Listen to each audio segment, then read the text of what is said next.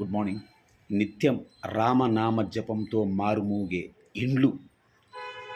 పవన్ కళ్యాణ్ గారు చెప్పారు ఈ మాట. నిత్యం మా ఇంట్లో రామనామ జపం ఉంటుంది, రామనామ జపంతోనే మేము మొదలు పెడతాం నిత్యకృత్యాలు అని చెప్పి. అలాంటి ఇంటి నుంచి, అలాంటి సంప్రదాయం నుంచి పవన్ కళ్యాణ్ గారు మళ్ళీ అంటే మనం బాప్టిజం తీసుకున్నాడనో, రామనామ జపమనో, బీఫ్ తినాలనో, భార్య పిల్లలు క్రిస్టియానిటీ అనో వీటి గురించి మనం చర్చించాల్సిన అవసరం లేదు. అది మనకు అనవసరం.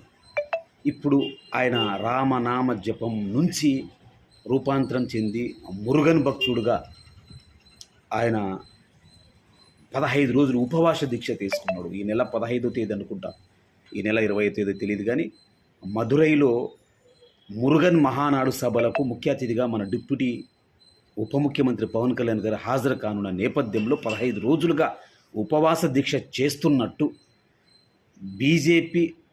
తమిళనాడు బీజేపీ రాష్ట్ర అధ్యక్షుడు నైరాన్ నాగేంద్రన్ గారు తెలిపారు. జనసేన వాళ్ళు కాదు, ఆంధ్రప్రదేశ్కి సంబంధించిన బీజేపీ వాళ్ళు కాదు, ఆంధ్రప్రదేశ్ సంబంధించిన బీజేపీ వాళ్ళు కాదు, ఆంధ్రప్రదేశ్ సంబంధించిన బీజేపీ వాళ్ళు కాదు, ఆంధ్రప్రదేశ్ సంబంధించిన జనసేన వాళ్ళు కాదు, జనసేన ఆంధ్రప్రదేశ్ పార్టీ కార్యాలయం కూడా కాదు. తమిళనాడు బీజేపీ రాష్ట్ర అధ్యక్షుడు నాగేంద్రన్ గారు తెలిపారు 15 రోజులుగా పవన్ కళ్యాణ్ ఉపవాస దీక్ష చేస్తున్నాడు. ఆయన ఇప్పటికే 6 మురుగన్ క్షేత్రాలను సందర్శించాడు. ఆయన మురుగన్ భక్తుడు అని చెప్పి చాలా సంతోషం.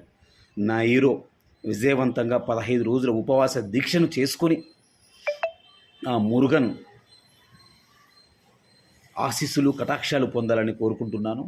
అలాగే రాష్ట్రం గురించి కూడా మీరు పట్టించుకుంటూ ఉండాలి. అప్పుడప్పుడన్నా మీరు దీక్షలోనే ఉంటూ, ఆ డ్రెస్లోనే ఉంటూ తప్పకుండా రాష్ట్రం వైపు కూడా ఒకసారి చూస్తూ, ఇక్కడ న్యాయ సమీక్ష, లా అండ్ ఆర్డర్ ఎలా ఉంది, ఈ రప్ప ఇలాంటి విషయాల మీద కూడా మీరు దృష్టి పెట్టాలని చెప్పి కోరుకుంటున్నారు. ఎందుకంటే నీ అభిమానిగా మీరు ఎంతో చేస్తారు, ఏదో చేస్తారు, ఎలాగో ఉంటుంది రాష్ట్రం అని చెప్పి అనుకున్నాం.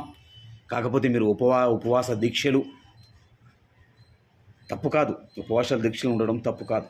కాకపోతే ఉపవాస దీక్షతో పాటు నెలకు ఒక దేవ భక్తుడుగా, అంటే ఒక దేవుడికి భక్తులు కాదు, దేవుళ్ళకు భక్తులు కూడా ఉండొచ్చు, అది కూడా తప్పు కాదు. కాకపోతే మా రాష్ట్రం మీద కూడా మీరు ఉప ముఖ్యమంత్రి కాబట్టి ఈ రాష్ట్రం యొక్క పాలనలో కూడా మీరు చూస్తూ, అప్పుడప్పుడు తప్పులను సరిదిద్దుతూ, పొరపాట్లు జరగకుండా చూస్తూ, న్యాయ సమీక్షలు చేస్తూ ప్రజలకు మంచి పాలన అందించాలని మాత్రం కోరుకుంటున్నాను. Thank you.